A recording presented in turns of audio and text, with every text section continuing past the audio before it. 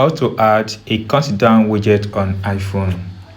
By default, there is not a countdown widget that is owned by iPhone. Then we rely on third party for this process. Open your App Store on your iPhone, then locate or search for this countdown option here. Search for this countdown. Now, out of the countdown that comes up, tap on the second one, countdown, then countdown, then tap on it, then tap on get. Wait for this to install on your device. Now that it has fully installed on your device, tap on it to open it. So now it comes out, it pop up like this. Tap on allow, then tap on this plus button that says new conversation.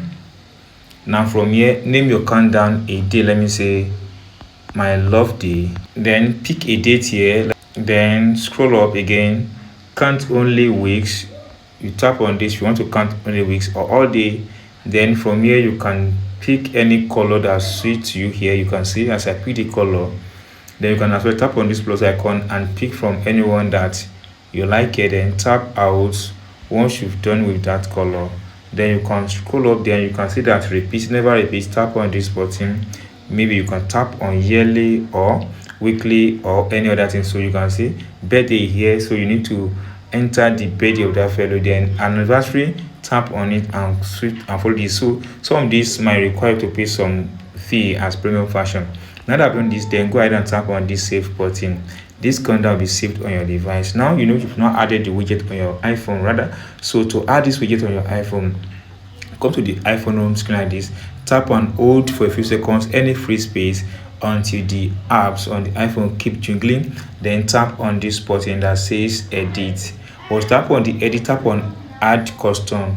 Now you should be able to see the countdown widget here, and if you don't see it, just in the space in the search space type in countdown. You should be able to see the countdown widget here. Then it comes out like this. Then here you have different widgets that you can use, depend on you. So I think I prefer this one. Tap on this add widget.